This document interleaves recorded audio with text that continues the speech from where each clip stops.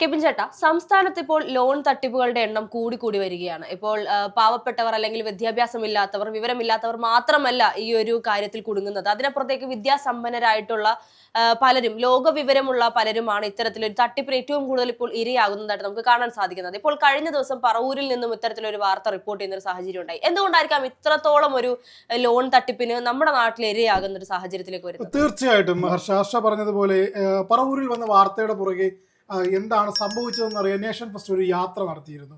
ആ ജൈത്ര യാത്രയിലാണ് അവരുമായി സംസാരിക്കുമ്പോൾ അല്ലെങ്കിൽ പോലീസിൽ കിട്ടിയ പരാതികളുടെ അടിസ്ഥാനത്തിൽ ഇതിനെപ്പറ്റി പരിശോധിക്കുമ്പോൾ ഈ തട്ടിപ്പിന്റെ വ്യാപ്തി എത്രത്തോളം വലുതാണ് എന്ന് നമ്മൾക്ക് അവിടെ കാണാൻ കഴിയും. നോക്കൂ, സിനിമാ നടൻ ജയറാമിന്റെ പാർവതിയുടെ ഇത്തരത്തിൽ അവരുടെ പേര് പറഞ്ഞ് വലിയൊരു ലോബി ആണ് ഇതിന് പിന്നിൽ പ്രവർത്തിച്ചിരിക്കുന്നത് എന്ന് പറയുന്നത് ഏറെ വിഷമപ്പെടുത്തുന്ന ഒന്നാണ്, അല്ലെങ്കിൽ ആശ്ചര്യപ്പെടുത്തുന്നതാണ്. 1-2 രൂപയല്ല ഹർഷ, 37 ലക്ഷം രൂപയാണ് 6 കോടി രൂപ യുവ സംരംഭകയ്ക്ക് ലോൺ നൽകാമെന്നും പറഞ്ഞ് പറവൂർ സ്വദേശിയായിട്ടുള്ള സ്നേഹചന്ദ്രൻ തട്ടിയെടുത്തത്. സ്നേഹചന്ദ്രൻ മാത്രമല്ല, സ്നേഹചന്ദ്രൻ ഇതിൽ ഒന്നാമത്തെ ഏടാണ്. സ്നേഹചന്ദ്രൻ എന്ന് പറയുന്നത് ഒരു റിട്ടയർഡ് അധ്യാപകനാണ്. മുൻ പത്രമാധ്യമങ്ങളിലൊക്കെ വർക്ക് ചെയ്തിട്ടുണ്ടെന്നാണ് നമ്മളോടൊപ്പം സംസാരിച്ചപ്പോൾ അറിയാൻ കഴിഞ്ഞത്. നമ്മൾ ഈ വാർത്ത ചെയ്യുന്നത് പൂർണ്ണമായും പോലീസ് നൽകിയിട്ടുള്ള FIRന്റെ അടിസ്ഥാനത്തിലാണ്. ഇത് സാധാരണ ഒരു തട്ടിപ്പ് കേസല്ല. ഒരു യുവ സംരംഭകയ്ക്കെതിരെ 37 ലക്ഷം രൂപ തട്ടിയെടുക്കുക എന്ന് പറയുന്നത് വലിയൊരു തട്ടിപ്പാണ്. അതിന്റെ വ്യാപ്തി പോലീസ് അന്വേഷിക്കുന്നില്ല എന്ന് യുവ സംരംഭക നേഷൻ ഫസ്റ്റിനോട് തന്നെ പറഞ്ഞിട്ടുണ്ട്. ഈ സ്നേഹചന്ദ്ര എന്ന് പറയുന്ന വ്യക്തി ഇതിനു മുൻപും പല തവണകളിലായി തട്ടിപ്പ് കേസിൽ പ്രതിയായിട്ടുള്ള ഒരു വ്യക്തിയാണെന്ന് പറയുന്നത്. തീർച്ചയായിട്ടും അദ്ദേഹം ഇത്തരത്തിൽ അതായത് എങ്ങനെയാണെന്ന് വെച്ചാൽ യുവ സംരംഭകരെ സമീപിക്കുകയും അവർ പുതിയൊരു ബിസിനസ് തുടങ്ങുന്നതിന് വേണ്ടി, ബിസിനസ് ആവശ്യത്തിന് പുതിയൊരു ബിൽഡിംഗ് എടുക്കുന്നതിന് വേണ്ടി ഇത്തരത്തിൽ ലോണിനായി അപേക്ഷിച്ചു. അപ്പോൾ അവർക്ക് അതിന് ഒരു വലിയ തുകയാണല്ലോ, അതിന്റെ ലിമിറ്റ് ഇല്ലാത്തതിനാൽ ഇത് ശരിയാക്കി കൊടുക്കാമെന്ന് പറഞ്ഞ് ഇവരുടെ കൂടെ കൂടുകയും ഇവരുടെ കയ്യിൽ നിന്ന് പൈസ തട്ടിയെടുക്കുകയും ആയിരുന്നു ചെയ്ത. ആദ്യഘട്ടത്തിൽ ചെറിയൊരു എമൗണ്ട് തട്ടിയെടുക്കുകയും പിന്നെ ഇവരുടെ കൂട്ടാളികളായി ഇത് പിന്നെ കഥ എങ്ങോട്ടേക്കാണ് പോകുന്നത്? അങ്ങ് ചെന്നൈയിലേക്കാണ് പോകുന്നത്. അവിടെ എത്തിയപ്പോൾ എന്താണ്, വാങ്ങാൻ ഉദ്ദേശിച്ച ബിൽഡിങ്ങിന് മതിയായ മൂല്യമില്ലെന്ന് പറഞ്ഞുകൊണ്ട് വേറൊരു സ്ഥലവും കൂടി അറ്റാച്ച് ചെയ്ത് സ്ഥലവും കൂടി കാണിക്കണമെന്ന് യുവ സംരംഭകയായിട്ടുള്ള സ്മിതയുടെ വിശ്വാസ്യത ഈ സ്നേഹചന്ദ്രൻ നേടിയെടുക്കുന്നത്. ഈ ലോൺ പാസ്സാക്കി തരാമെന്ന് പറഞ്ഞ് സ്നേഹചന്ദ്രൻ തന്റെ ബന്ധുക്കളായ ആലപ്പുഴ സ്വദേശിയും നടൻ ജയറാമിന്റെ ബന്ധുവുമായ ജയകൃഷ്ണനും ചെന്നൈ സ്വദേശിയായ രാജമമീരിയുമെല്ലാം ചേർന്ന് യുവതിയെ ചെന്നൈയിലെത്തിച്ചു. അവിടെ ചെന്നൈ, അതായത് നമ്മൾ ലോൺ എടുക്കുമ്പോൾ തീർച്ചയായിട്ടും നമുക്ക് അറിയാൻ കഴിയും അത് ആരാണ് കൊണ്ടുവന്നത്. ഈ സ്നേഹചന്ദ്രൻ എന്ന വ്യക്തിയാണ് ചെന്നൈയിലേക്ക് എത്തിക്കുന്നതും അവരുമായി ബന്ധപ്പെടുത്തുന്നതും. ഇതിൽ കുറേയധികം പേരുടെ പേരുകൾ FIRൽ ഇത്തരത്തിൽ പറഞ്ഞിട്ടുണ്ട്. അതായത് നോക്കൂ, ഒരു ലോൺ എടുക്കുന്നതിന് 37 ലക്ഷം രൂപ, ഇപ്പോൾ ഞാനും ഹർഷയും ഒക്കെ ഒരു ലോൺ എടുക്കുകയാണ്, 37 ലക്ഷം രൂപ വേണമെന്ന് പറഞ്ഞാൽ ഇവിടുത്തെ ന്യായമാണ് അത്? ഒരു തുക 6 കോടിയാണ് ചോദിച്ചത്. 6 കോടിയല്ല, മാക്സിമം എമൗണ്ടിൽ ചെയ്യാമെന്ന് പറഞ്ഞ് അതും ബ്ലാക്കായിട്ട്, അതായത് ബ്ലാക്കായിട്ട് നോക്കൂ, ഒരു ആവശ്യം വരുമ്പോൾ നമ്മൾ ഉൾപ്പെടെയുള്ളവർ കൊടുത്തു പോകും. ഒരു അത്യാവശ്യ ലോൺ ഘട്ടത്തിൽ നിൽക്കുമ്പോൾ ഒരു സംരംഭം വളരുന്നതിന്റെ ഭാഗമായി നമ്മൾ കൊടുത്തു പോകുന്ന ഒരു സാഹചര്യത്തിൽ ഇവർ ലിക്വിഡ് മണി 37 ലക്ഷം രൂപ പല തവണകളായി ഇവരുടെ കയ്യിൽ നിന്ന് കൈപ്പറ്റിയിട്ടുണ്ട് എന്നാണ് ഇവർ പരാതിയിൽ പറയുന്നതും. അതിഭീകരമായ തട്ടിപ്പാണ്. നോക്കൂ, 6 കോടി രൂപ കിട്ടാൻ വേണ്ടി 37 ലക്ഷം രൂപ സ്നേഹചന്ദ്രൻ, അതേപോലെ തന്നെ നടൻ ജയറാമിന്റെ ബന്ധുവായ ജയകൃഷ്ണൻ, ചെന്നൈ സ്വദേശിയായ രാജമമീരി, ഇവർ ഇത്രയും ചേർന്നാണ് ഇത്തരത്തിൽ തട്ടിപ്പ് നടത്തിയിരിക്കുന്നത്. അവിടെ ലോൺ പാസ്സായെന്ന് ഇവരെ ബോധ്യപ്പെടുത്തുകയാണ് ഉണ്ടായത്. ലോൺ പാസ്സായെന്ന് ബോധ്യപ്പെടുത്തി ലോൺ തുകയുടെ ഡോളർ വിനിമയ ചാർജ് എന്ന പേരിലാണ് 37 ലക്ഷം രൂപ ഈ സംഘം തട്ടിയെടുത്തത്. അതായത് ഈ നമ്മുടെ സ്നേഹചന്ദ്രനും സംഘവും ചേർന്ന് തട്ടിയെടുത്തത്. ഇത് സ്നേഹചന്ദ്രൻ ഇതിനു മുമ്പ് നിരവധി, നേരത്തെ ഹർഷ പറഞ്ഞതുപോലെ നിരവധി തട്ടിപ്പ് കേസുകളിൽ പ്രതിയാണ്. അപ്പോൾ ഇത്തരത്തിൽ ഇവരുടെ പേരുകൾ എല്ലാം തന്നെ പോലീസിന് പരാതി കൊടുത്തിട്ടും ഇത് ഒന്നും നടക്കുന്നില്ല. FIR ഇട്ടെങ്കിലും ഇവർ ഇപ്പോഴും ഒളിവിലാണ്, അല്ലെങ്കിൽ പോലീസിന് കിട്ടുന്നില്ല എന്നുള്ള വാർത്തകളാണ് പുറത്തു വരുന്നത്. പോലീസ് കണ്ണടച്ച് ഇരുട്ടാക്കുന്ന തരത്തിലുള്ള പ്രവർത്തനങ്ങൾ നടത്തുന്നു എന്നും പറയുന്നുണ്ട്. അല്ല, നമ്മുടെ കേരള പോലീസിനെ സംബന്ധിച്ച് നമുക്കറിയാം, ഇത്തരത്തിൽ ഏതൊരു ചെറിയ തുമ്പ് കിട്ടിയാലും ആ കേസിന്റെ ഏറ്റവും എൻഡിലെത്തി കണ്ടുപിടിച്ചുകൊണ്ട് അതിന്റെ റൂട്ട് കണ്ടുപിടിച്ച് പോകുന്ന ഒരു സാഹചര്യം, അത്രയ്ക്കും കഴിവുള്ള എഫിഷ്യന്റ് ആയിട്ടുള്ള പോലീസുകാർ നമ്മുടെ കേരളത്തിലുള്ളപ്പോഴാണ് ഇത്തരത്തിലൊരു കേസിന് വീണ്ടും ഇരയാകുന്നത്, അല്ലെങ്കിൽ കേസുകളുടെ എണ്ണം കൂടിക്കൂടി വരുന്നത്. ഇത് യഥാർത്ഥത്തിൽ ഈ പറയുന്നത് പോലെ പ്രതിയെ പിടിക്കേണ്ട എന്നുള്ള ഒരു അജണ്ടയുടെ പുറത്തായിരിക്കുമോ ഇതുവരെയായിട്ടും ഇതിനെതിരെ പ്രത്യക്ഷ നടപടികളൊന്നും നടക്കാത്തത്? നമ്മുടെ കയ്യിലിരിക്കുന്നത് ഇതിന്റെ FIR ആണ്. സ്നേഹചന്ദ്രൻ, not known, Ernakulam rural, രാജമീര, not known greater Chennai Tamil Nadu, Jayakrishnan not known Ernakulam. ഇവരുടെ എല്ലാവരും ഫോൺ നമ്പർ ഉണ്ട്. പോലീസ് ഈ ഫോൺ നമ്പർ ഉണ്ടായിട്ട് പോലും ഇതിൽ കൃത്യമായ അന്വേഷണങ്ങളൊന്നും നടത്താതെ ഈ കേസിനെ ഇഴക്കുകയാണ്. അതെന്തിന്റെ അടിസ്ഥാനത്തിലാണെന്ന് ചോദിക്കേണ്ടത്.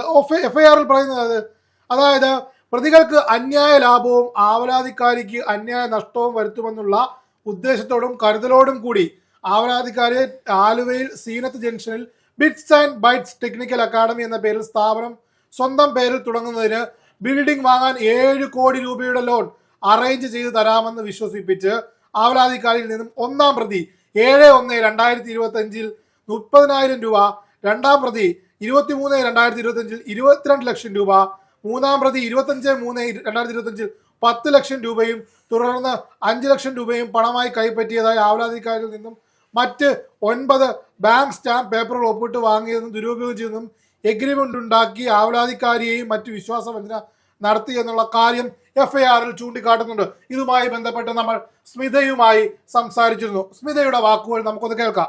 ജയറാമിൻ്റെ കാര്യം ഞങ്ങൾ പിന്നീടാണ് ഇത് അന്വേഷിക്കുന്നത്. ഇവരെ പിന്നെ വിളിച്ചിട്ട് ഇവർ ഇപ്പോൾ ലിങ്കും കാര്യങ്ങളൊക്കെ തന്ന് നമ്മൾ ഇൻഡസ് ബാങ്കിൻ്റെ ലിങ്കാണ് തന്നേക്കണത്. അപ്പോൾ അവിടെ വെച്ചിട്ട് അത് ഓപ്പൺ ചെയ്യുമ്പോൾ കറക്റ്റാണ്, നമുക്കിങ്ങനെ പ്രോസസ്സിങ് കാണിക്കുന്നുണ്ട്. അത് പിന്നീടാണ് അത് വ്യാജമാണെന്ന് മനസ്സിലായത്, വ്യാജമായിട്ടുള്ള ലിങ്കാണെന്ന് മനസ്സിലായത്. ഇത് പിന്നീടാണ് പറയണത്. അന്നേരം പിന്നെ ഞങ്ങൾ കോണ്ടാക്ട് ചെയ്തോറും ഇവർ പറയണത് നാളെയാകും എന്നുള്ള രീതിയിലാണ്. പിന്നെ ഈ JK എന്ന് പറഞ്ഞ ആളെക്കുറിച്ച് പിന്നീട് അന്വേഷിച്ചപ്പോഴാണ് പറയണത് FB ഞാൻ എൻ്റെ അഡ്വക്കേറ്റാണ് അന്വേഷിച്ചത്. അപ്പോൾ ആ സമയത്ത് പരാതി കൊടുത്ത സമയത്താണ് അന്വേഷിച്ചത്. അപ്പോൾ FB വഴി അന്വേഷിച്ചപ്പോഴാണ് അവർ FBയിലൊരു ലിങ്ക് വഴി അന്വേഷിച്ചപ്പോഴാണ് ഇയാൾ ജയറാമിൻ്റെ റിലേഷനാണെന്ന് അവർക്ക് അറിയാൻ കിട്ടിയത്. ജയറാമിൻ്റെ അല്ല, പാർവതിയുടെ കസിൻ ബ്രദർ എന്നറിയാൻ. ഇല്ല, അതെ ജയറാമിൻ്റെ പേര് പറഞ്ഞിട്ടാണ് തട്ടിപ്പെടുത്തുന്നത്. അപ്പോൾ നമ്മളത് ശരിക്കും ട്രസ്റ്റ് ചെയ്യാവുന്ന രീതിയിൽ ഇവർ കംപ്ലീറ്റ് സംസാരിക്കുന്നത്. അപ്പോൾ ഇവരുടെ കയ്യിൽ ഇത്ര എമൗണ്ട് ഉണ്ടെന്നുള്ള രീതിയിലാണ് ഇവർ സംസാരിക്കുന്നത്. അപ്പോൾ അത് അഡ്വക്കേറ്റാണ്, എൻ്റെ അഡ്വക്കേറ്റാണ്. FB വഴി പരിചയപ്പെട്ട് അതിൽ ഒരാളെ വിളിച്ച അവരുടെ ആലപ്പുഴ അല്ല ആ ബന്ധു FBയിൽ ആരോ കണ്ടിട്ടാണ് വിളിച്ചത്, മെസ്സഞ്ചറിൽ വെച്ച്. അതെനിക്കറിയില്ല. അതിലെ ഒരു മാഷാണ്, അവരുടെ അമ്മാവനാണ് മാഷ്. പക്ഷെ മരിച്ചുപോയി. അവരുടെ ആരോ ഫോൺ എടുത്തെന്ന് പറഞ്ഞു മെസ്സഞ്ചറിൽ വഴി. പക്ഷെ ഇയാളായിട്ട് ചാറ്റ് ചെയ്തെങ്കിലും ആ മാഡം ചാറ്റ് ചെയ്തെങ്കിലും അയാളൊരു ഭീഷണി പോലെ പറഞ്ഞെന്ന് പറഞ്ഞിട്ട് ആ FBയെ കളഞ്ഞു, അയാൾ ഡിലീറ്റ് ചെയ്തു. ജയകൃഷ്ണൻ. എഴുതിയിട്ടുണ്ട്.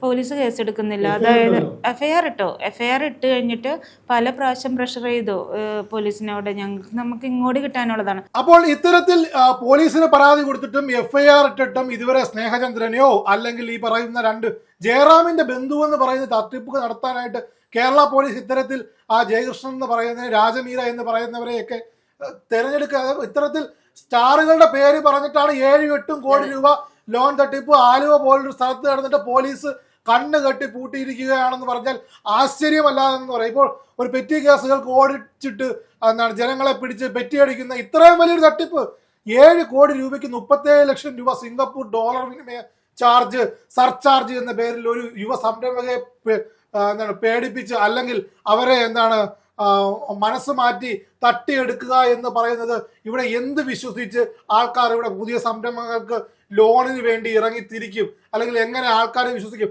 പോലീസ് ഇതിന് തടയിടാൻ ഒരുങ്ങുന്നില്ല എന്നുള്ളത് വളരെ വിഷമിപ്പിക്കുന്നു. നമ്മൾ നേരത്തെ കേട്ടല്ലോ, നേരത്തെ സ്മിത പറഞ്ഞതുപോലെ സ്മിതയോടും അതേപോലെ ഈ FIR-മായി ബന്ധപ്പെട്ടും ഈ ആൾക്കാരോടും എല്ലാം തന്നെ നമ്മൾ സംസാരിച്ചതാണ്. അപ്പോൾ എത്രയും പെട്ടെന്ന് പോലീസ് ഇതിലൊരു നടപടി എടുത്തില്ല എങ്കിൽ അവർ വലിയൊരു കടക്കണിയിലേക്ക് പോകും. 7 കോടി രൂപയുടെ തട്ടിപ്പ്, അവരൊരു യുവ സംരംഭകയാണ്. അത്തരത്തിൽ ഇതേപോലെ അനുഭവിക്കുന്ന കുറെ അധികം പേരുണ്ട്. അവരുടെ തട്ടിപ്പിൽ ഇരയായി ജീവിക്കുന്നവർ. ഇത് ചെറിയ തട്ടിപ്പൊന്നുമല്ല. 7 കോടി രൂപയുടെ തട്ടിപ്പ് ചെറിയ തട്ടിപ്പാണെന്ന് ഹർഷയ്ക്ക് തോന്നുന്നുണ്ട്. അതിനുവേണ്ടി 37 ലക്ഷം രൂപ ബ്ലാക്കായി പലവട്ടം കൈമാറുന്നു എന്ന് പറയുമ്പോൾ അത് തട്ടിപ്പിന്റെ വ്യാപ്തി വലുതാണ്. പോലീസ് ഇതിൽ ഉടനടി നടപടി എടുത്തില്ലെങ്കിൽ അത് വലിയ രീതിയിൽ പ്രക്ഷോഭങ്ങളിലേക്കും അല്ലെങ്കിൽ സമരം മുറകളിലേക്ക് പോകുമെന്നൊക്കെയാണ് സ്മിത അറിയിച്ചിരിക്കുന്നത്. അവരുടെ കയ്യിൽ നിന്ന് നഷ്ടപ്പെട്ട പണം അത്ര. അവരൊരു യുവ സംരംഭം, അതായത് നേരത്തെ പേര് പരാമർശിച്ചതുപോലെ അവരൊരു പുതിയൊരു അക്കാദമിയായി മുന്നോട്ട് പോകുന്ന ഒരു സാഹചര്യത്തിൽ അവരെ തട്ടിപ്പ് നടത്തി പിടിച്ചെടുത്തു. ഈ പോലീസ് എന്താണ് അവർ പറയുന്നത്? പോലീസ് നിഷ്ക്രിയത്വം പാലിക്കുന്നു, പരാതി കൊടുത്തിട്ടും അത് വിളിച്ച് തിരക്കി ഇവരെ അറസ്റ്റ് ചെയ്യാനോ അല്ലെങ്കിൽ ഇവരെ ചോദ്യം ചെയ്യാനുള്ള നടപടികളൊന്നും തന്നെ സ്വീകരിക്കുന്നില്ല. ഇത്തരത്തിൽ ജയറാമിന്റെ ബന്ധു കൂട്ടുനിന്ന് ഇത്തരത്തിൽ ചെന്നൈയിൽ ഒരു തട്ടിപ്പിന് നടത്തിയെന്ന് പറയുമ്പോൾ അതിൽ എത്രത്തോളം വ്യാപ്തി വലുതാണ്. ജയറാം ഇത് അറിയുന്നുണ്ടോ? പാർവതിയുടെ ബന്ധുവാണ് ജയകൃഷ്ണൻ എന്ന് പറയുന്ന ആളെന്ന് പറയുന്നു. ഈ വ്യാപ്തിയൊക്കെ മനസ്സിലാക്കിക്കൊണ്ടാണോ ഇവരിത് ചെയ്യുന്നതെന്ന് ചോദിച്ചാൽ ആശ്ചര്യം തന്നെയാണ്. പോലീസ് എന്തായാലും ഇതിൽ നിഷ്ക്രിയത്വം പാലിക്കുന്നു എന്നുള്ളതാണ് നമ്മുടെ അന്വേഷണത്തിൽ നിന്ന് അറിയാൻ സാധിക്കുന്നത്.